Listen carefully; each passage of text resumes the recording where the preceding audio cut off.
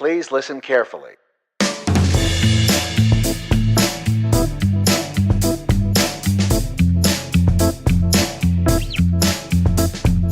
Hello and welcome to the Film Revered podcast, episode number 18. This week brought to you by Audible and us, Film Revered. I'm your host, Zach Hamilton. Our guest for this episode is actor and producer Mike C. Manning. But first, a quick Film Revered update. As you may have seen on social media, due to time restrictions, the new series Four of a Kind has been placed on hold. It is unfortunate, but for now, the main focus will be on the podcast and 5 questions, both of which will continue to air weekly. Coming up next, I have an interview with the incredibly talented actor and producer Mike C. Manning. Mike recently starred as Adam in the feature film God's Not Dead, A Light in Darkness. He is also part of Ice the Movie's main cast, an inspirational sports drama that recently premiered on Amazon. Lastly, Mike recently produced Lost in America, a documentary about homeless youth, which will be making its festival debut this month. So please stay tuned as we will now be taking a quick commercial break. Alright guys and gals, are you like me and want something more than music to listen to during your morning commute? Maybe you want to start reading more, but don't have the time to sit down and open a book. Well, for people on the go, there's Audible. Audible offers over 180,000 audiobooks to listen to on your iPhone, Android, Kindle, or MP3 player. This week, Audible is giving Film Revered podcast listeners a slammin' deal. Go to audibletrial.com/frpodcast for a free 30-day trial and, more importantly, get a free audiobook. Once again, go to audibletrial.com/frpodcast. That's audibletrial.com/frpodcast. If you're an avid fan of YouTube and looking for a one-stop shop for all things Film Revered, then be sure to check out our YouTube channel, Film Revered. Here you will find access to all podcast episodes, 5 questions, and even podcast highlights. Thanks again to all of you avid listeners for continuing to show your support and all of you future Film Revered YouTube subscribers.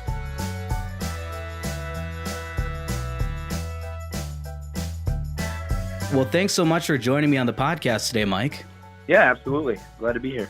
So on the show today, we're going to be discussing your roles in God's Not Dead, A Light in Darkness, Ice the Movie, and your upcoming documentary, Lost in America. But before we get into that, I'd really love to start by talking about what pushed you in the direction of becoming an actor. Well, insanity. No. I think that I think growing up, I always had a really active imagination. Sometimes a little too active. In school, I would always be imagining things when people were talking and teachers talking.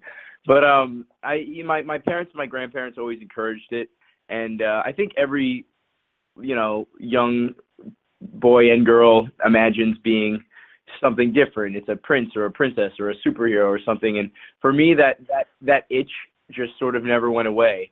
And I would get the neighborhood kids together and we would act out movies together, and I would be directing everybody and giving them lines and telling them what to do. And I always loved being part of fantasy and being part of characters and worlds and lives that were outside of my own. And yeah, I guess that never really went away.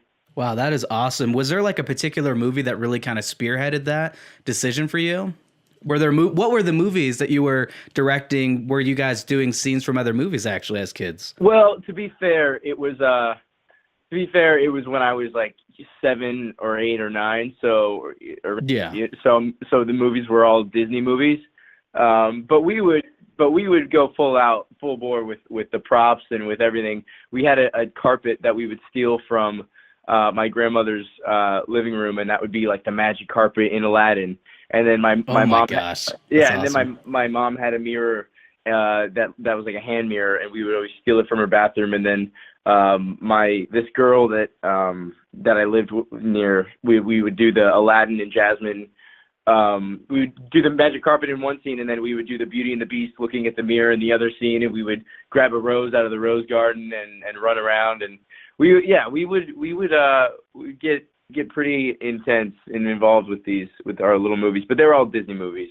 basically. Yeah, but so I guess my question is, given your age, were you guys recording these, or were these just more for fun, or was there like an audience there? We would sometimes act them out for whoever was around. We Okay. would act out certain scenes, and get involved. But I'm actually glad that there was no recording going on because we do have some pictures. There's a picture of me that I still have somewhere, and it's me flying from couch to couch in my grandma's house, and I have a green Peter Pan hat that she gave me with a red feather sticking out, and I have this brown quilt that she had on the back of her couch, and I always take it and run around the house, and I would always, and my grandfather was a scoutmaster growing up, and my grandmother would always say, "Stop! You're gonna break your head open." And sure enough, I would run into something. I would break my head open.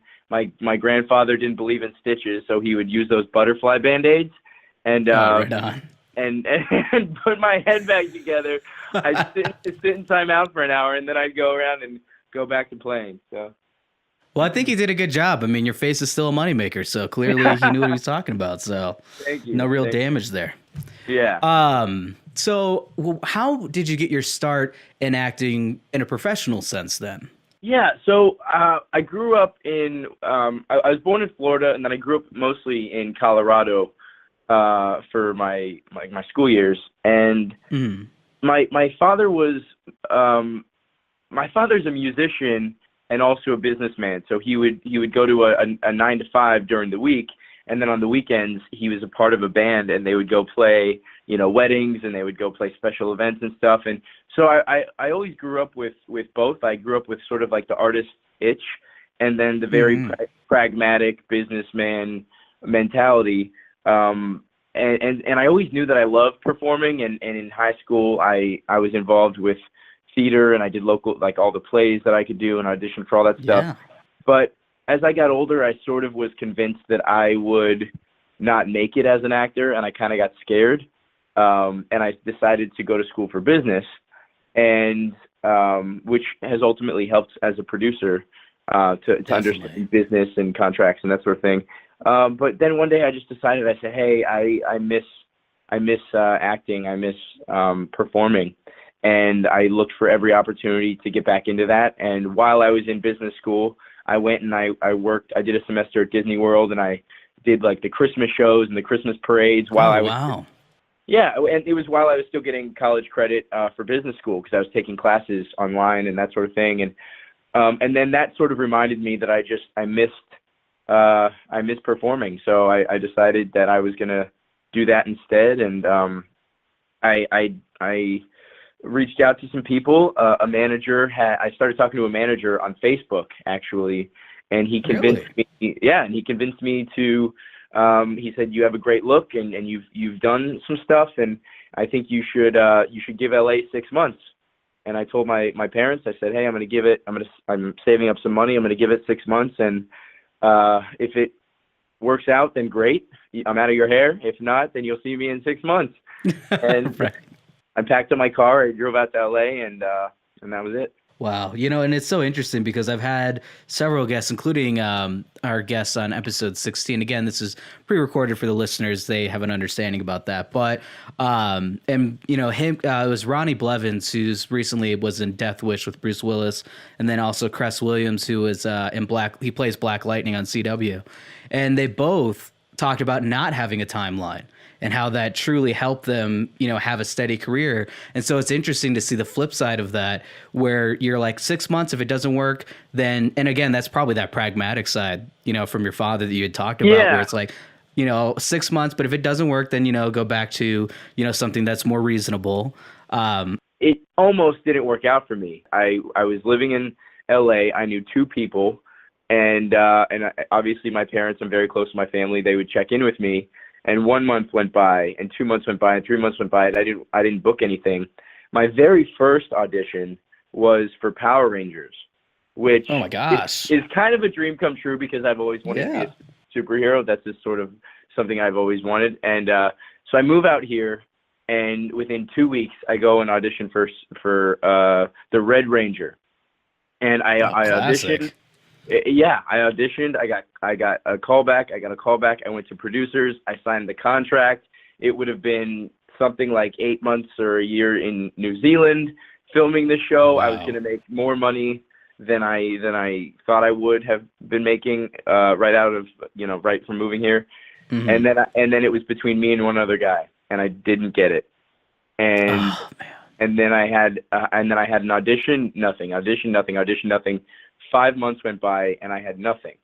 And I remember having a phone conversation with my mom. I said, "So it looks like this 6 month thing isn't going to work out. I think I'm going to head home." And she said, "Well, do you want me to book a plane ticket?" I said, or clear out your room or whatever it is. Like, do you want me to start preparing for that? And I said, "You know what? I said 6 months. I'm going to give it 6 months." 5 months and 3 weeks I was here, and I found out that I Oh my booked. gosh. I found out that I booked like a small part in a really low budget indie film, but that was enough for me. And I said, "Okay, I got something." And it was nothing. I got paid like $100 to show up for a day, but it was nothing. And I said, "You know what? This is it. This is enough for me to stay." And I said, "Okay, the 6 months worked. It's a sign. I'm going to stay." So that was that. Yeah, I think, what really happened there is, it reignited that bug that you had for acting, right? That passion, but also it kind of gave you some validation because though, yeah, it may have only been $100, you're still like, someone wants me for this project and they're willing to pay me. And again, maybe not that much, but they're still willing to part with their hard-earned dollars because they believe in me as an actor. Mm-hmm. Yeah. And Yeah. I could totally see why that would be enough. I just love that it was 5 months and 3 weeks though, like so close. Yeah. Because your Yeah. career sense has obviously taken off significantly. So totally different life you'd be living right now. So That's true. That's true. what would you say you enjoy most about, being involved in the film and television industry? I love working with people that love what they're doing. And obviously it's not going to be the case all the time, but I mean, you get a script from a writer that loved a story so much that they had to put it on paper. You work with another producer that loved the story so much that they are going to do whatever it takes to see it made. You work with a director that loves the story so much that they want to put their own spin on it and help bring it into the world. You work with other actors that love the characters and want to become those characters and are dedicated to doing that, all to create a world that you hope audience and characters and stories that you hope audiences connect with. And the idea of that is just so exciting for me. And it keeps getting more and more exciting. The longer I do this, the more I love it. So I think that's a good sign that I chose, the right path for myself. Yeah, and that the passion continues to grow instead of dwindle, which is sometimes the case. So, in reviewing your resume, again, we had touched on, since that first role, how fast your career has grown. I mean, it's hard not to be impressed by the amount of work you've been able to cram into just a 7-year span. Since 2011, you've been involved in 40 projects as an actor and 20 projects as a producer, some of those crossing over. Last year alone, you had 9 projects released. How have you maintained such a steady stream of work? And then how has that actually impacted your personal life being as busy as you are? Oh, wait, people have personal lives? Sounding a lot like me. Yeah. You know what? I think it's just it's piggybacking on our last point is I think it's just being passionate about it. I think that I love what I do and I choose to have people around me that are going to support that. And I think the people that are closest to me, they recognize that passion and they respect it and they appreciate it. And I found the quickest way to get somebody else passionate about something is to involve them and ask for help. And for a lot of the projects I do, especially if they're documentaries with a social message, I try to involve the people that are around me because then they end up falling in love with it or the story or the film and they care about it. And it's an easy way to mix a social life and a work life. And then also I just don't sleep.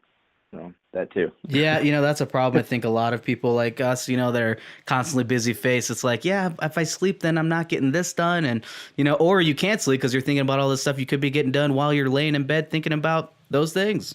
Yeah, So, yeah, exactly. in March of this year, God's Not Dead: A Light in Darkness released in theaters.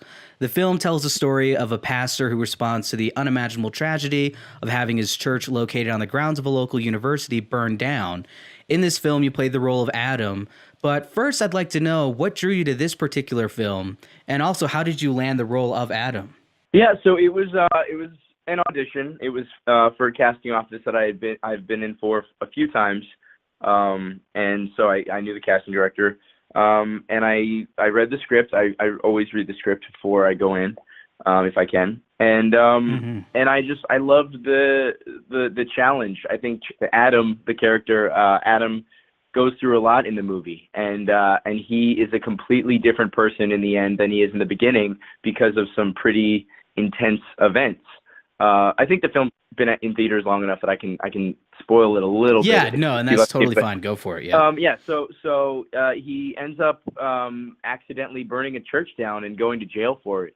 And I think that Adam is a good person put in some pretty bad situations.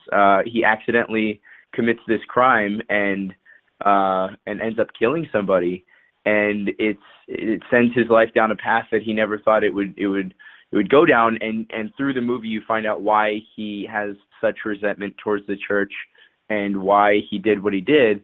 And then he ultimately learns from it, and it's a lesson that I think we can all take of trying to even take tragedies and really bad situations and really trying to learn and grow from them. So that's I think what I connected with most. Also, there were some intense scenes that I thought would be challenging when he's asking for forgiveness in jail, or breaking down because he realizes that he ended a man's life that he had never even met accidentally, and things. And so for me, it was a challenge, and I was really excited to just jump in and see what happened, see what we got.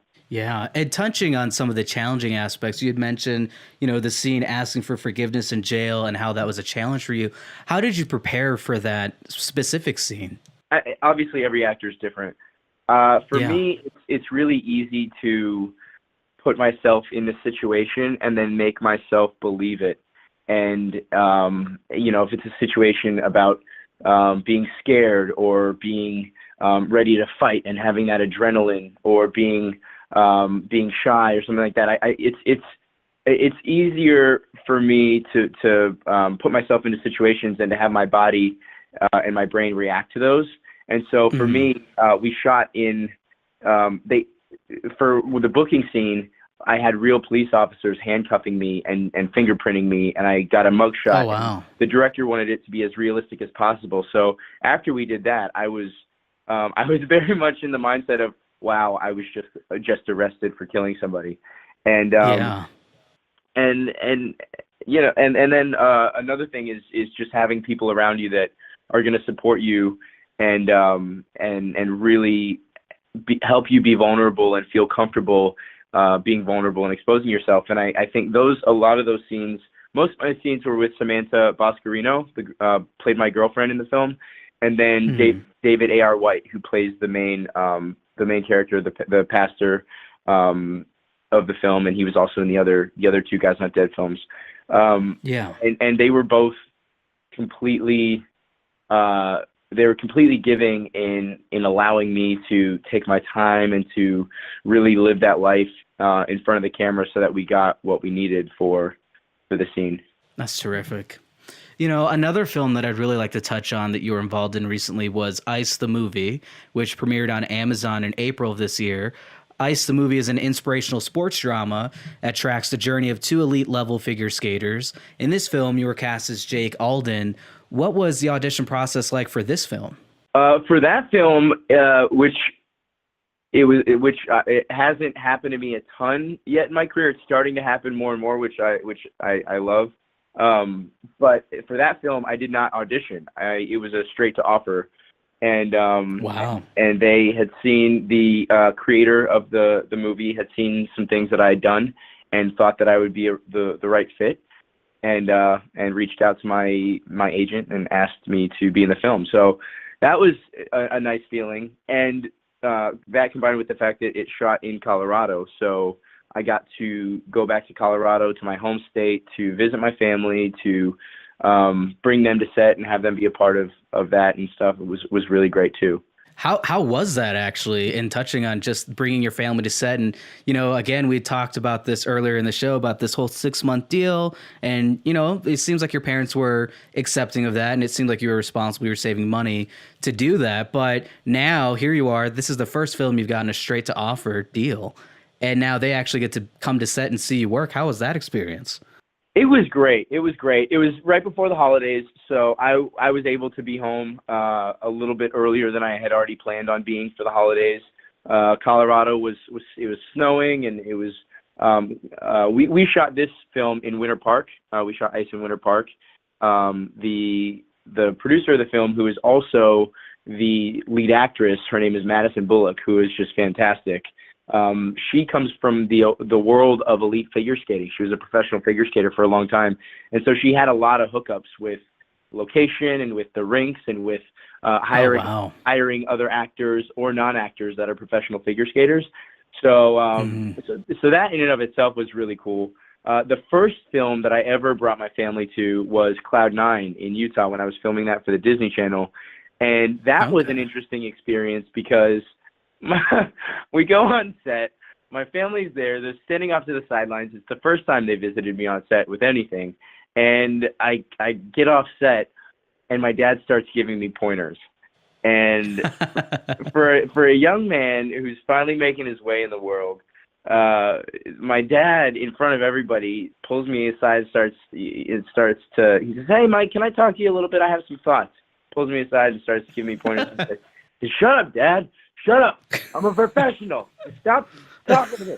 And it was one of those. So this experience was a little bit better than that because, I was a little more confident. They sort of knew not to do that. and that was that. But overall, the filming the movie was fantastic. I used to ice skate I used to play hockey when I was younger. And so when they before they hired me, they asked if I could ice skate, and I said yes. But what I found out is ice skates are a little different. Hockey skates are different than figure skates. It's the first rehearsal. We're doing an on-camera rehearsal. They put me in figure skates, and I say, and they say, "Mike, okay, we're just going to see how it looks on camera. We need you to skate 15 feet, which should be easy." Figure skates have these little teeth. They're flatter, and they have these little teeth on the front and on the backs. Hockey skates it's almost like a crescent moon, and you push off. You lean forward and you push off that way. Figure skates, you're supposed to be upright, and it's just a different distribution of your weight. So my very first rehearsal, they say, "Mike, okay, we're gonna roll the camera, just skate 15 feet, forward, whenever you're ready." I said, "Okay, great. Action." I fall flat on my face. Oh, no. Because I pushed off like I was wearing hockey skates, and the little teeth grabbed the ice, and I fell flat on my face. And everybody stopped what they were doing. There's 100 people around me, and they're all watching me to see if I broke myself. And I was more embarrassed than anything. I got up, I went back to one, and I said, "Okay, let's do it again." And I figured it out, but. I love that. They're like, "Gosh, we give this guy a straight to offer deal. He tells us he can ice skate, and then he falls for a test, 15 feet." But again, what you're saying is like a very valid point, because even in like ice rinks that offer rentals, a lot of times they might not have the hockey versions. And so I've actually experienced that myself. We're like, whoa, okay, this is a little different. It's definitely a learning curve. So not your fault. You didn't know. So. Yeah, but that is a great little story there. You're so excited. Was your family there for that moment? Luckily, they were not there for that moment. It was just the director and some of the other people. But I remember I was just like, "Hey guys, I promise I can skate. Like I promise. We'll figure this out." What ended up happening for most of the film is they didn't actually get my skates in the shots. So for most of the film, they allowed me to wear hockey skates, and it was much easier. Definitely, yeah, I would imagine.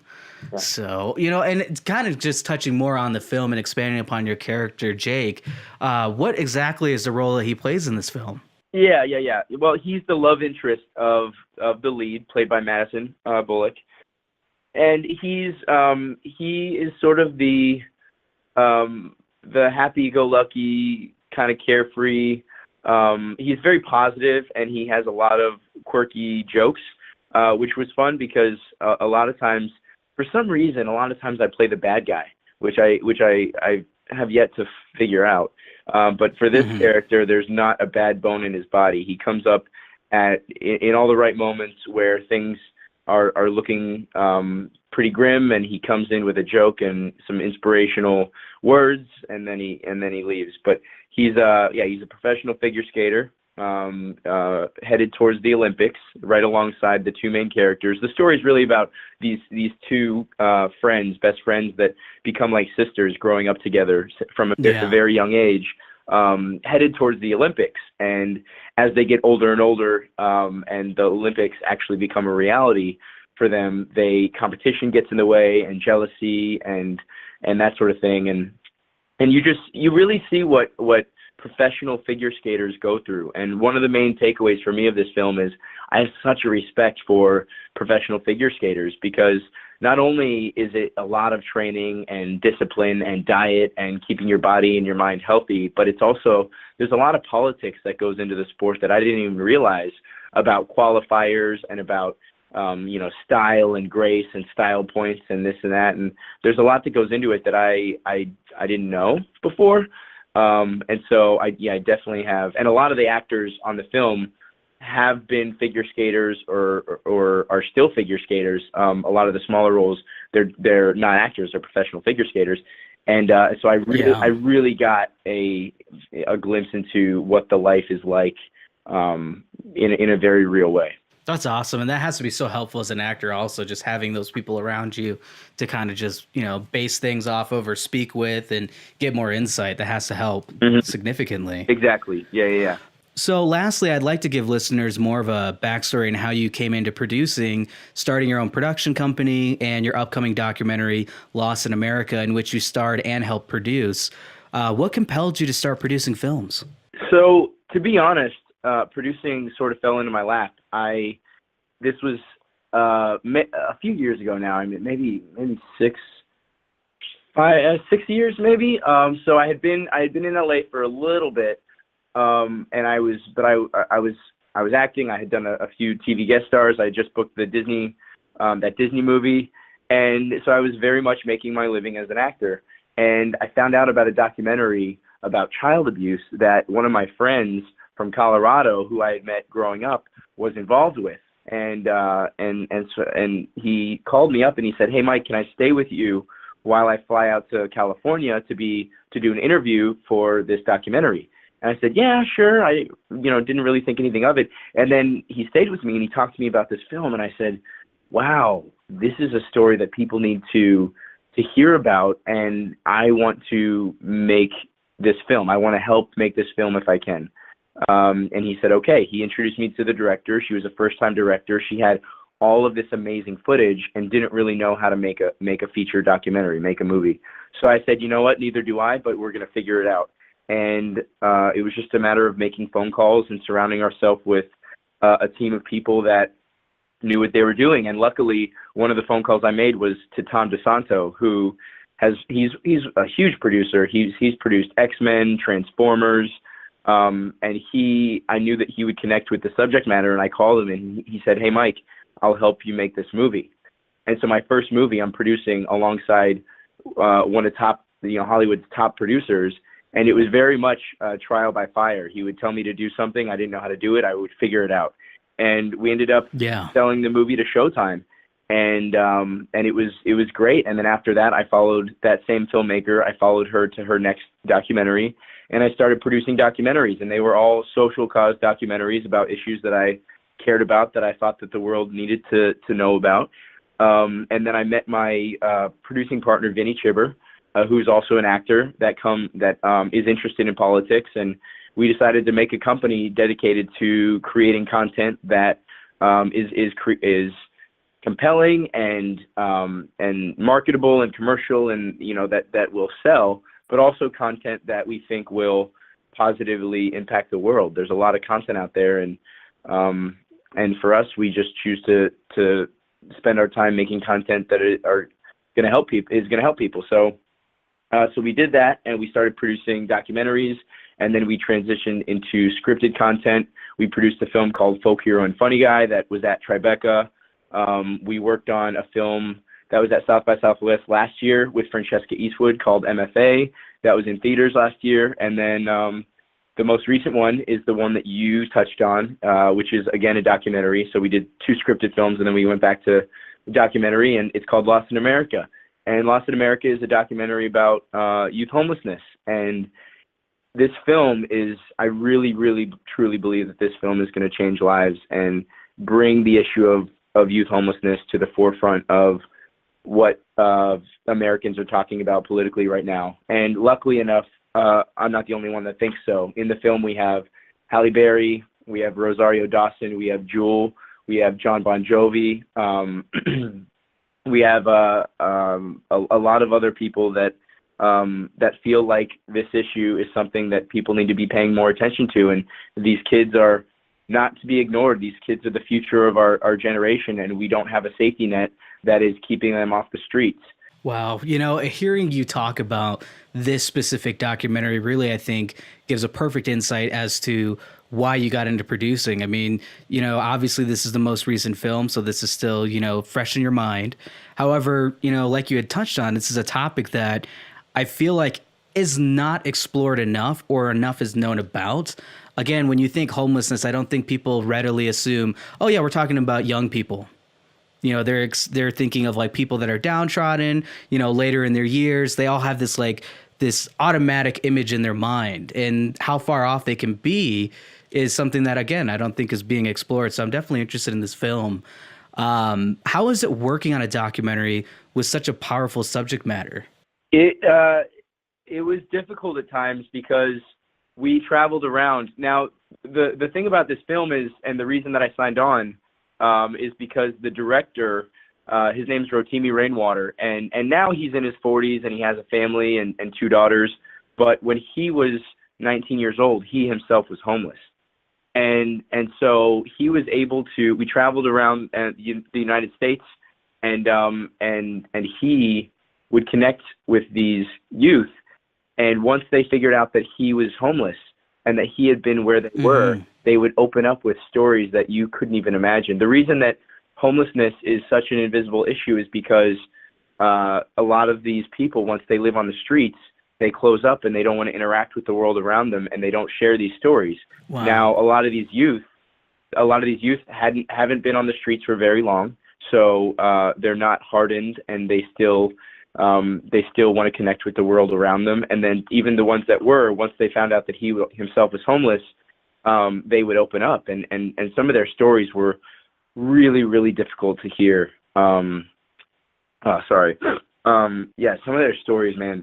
It was the hardest part about making this film was I wanted to take everybody with us on their journey and get them out of the situations that they were in. And for some of the kids, we bought them hotel rooms, we bought them meals, we brought them to youth shelters and tried to get them involved with programs that would help them get jobs and that sort of thing. But it's just such a huge problem, and there are so many kids, and you can't help everybody. And that's why I think that once people realize how big of an issue this is, but also how we absolutely in our lifetime, and not even in our lifetime, in the next 10 years, can fix the issue of youth homelessness. Yeah. And just if we can agree, Democrat, Republican, on the right side and the left side, if we can just agree that kids should not be sleeping on the streets, and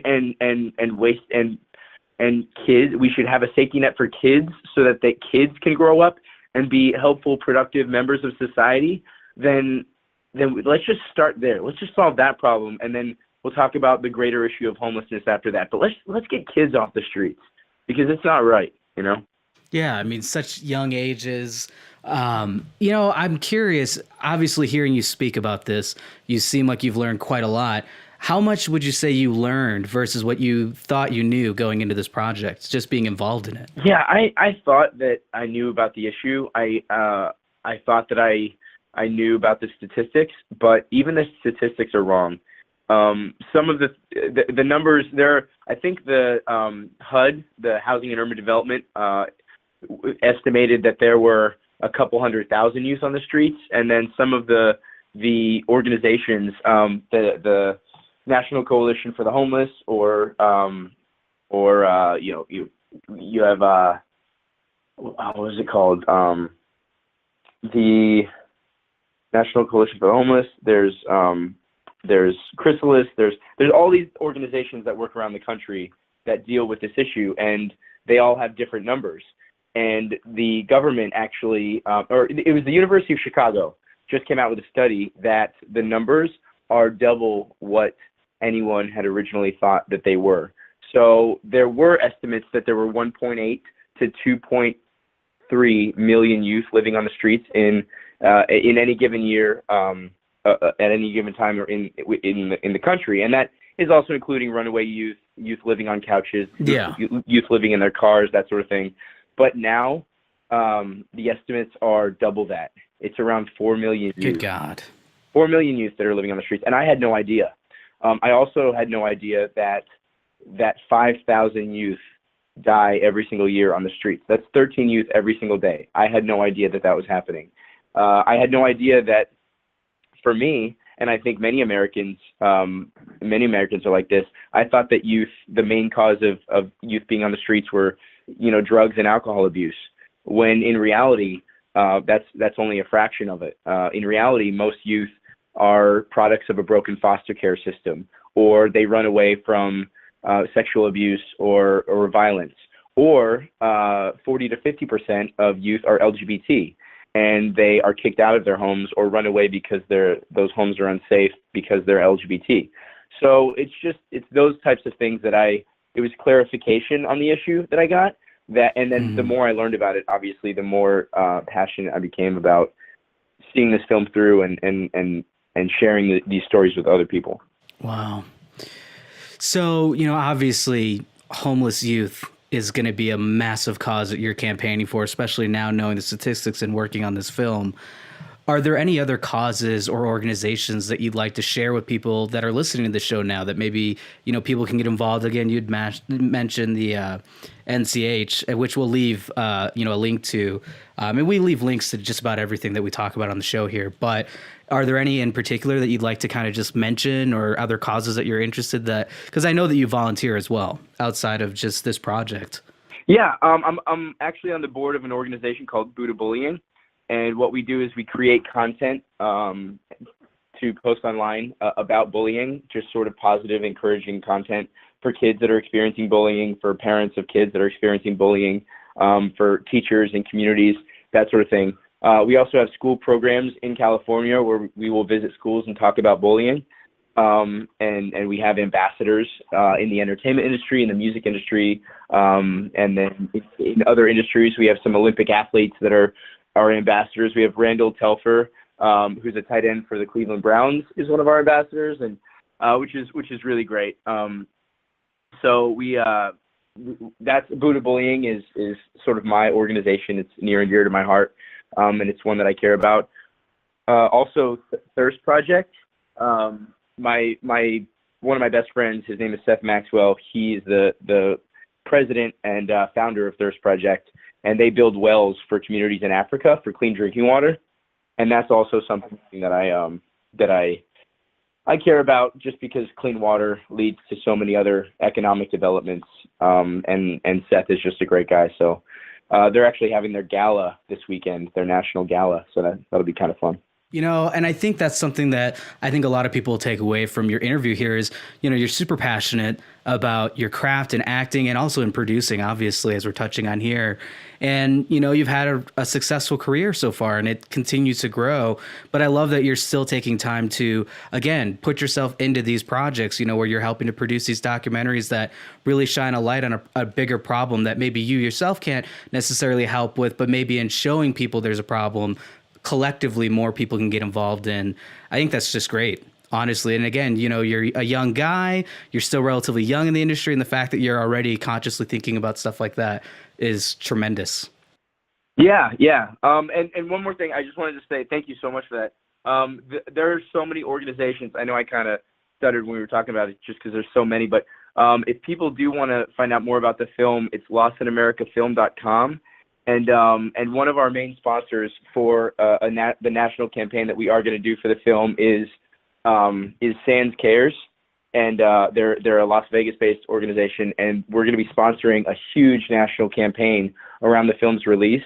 And so if people want to get involved, we're going to be posting about it on social media and stuff, and around the film's release. So I would love to, anybody listening, I would love to have them involved when that time comes.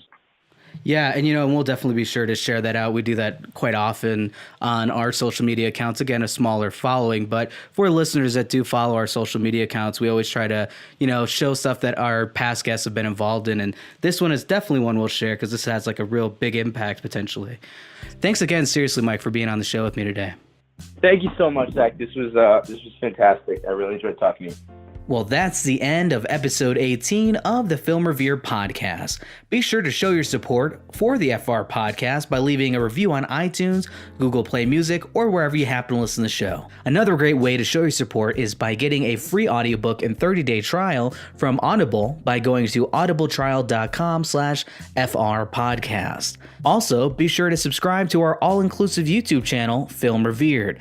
Lastly, this week's 5 questions will feature the hit television series Teen Wolf. Thanks again from all of us here at Film Revered. Have a great week.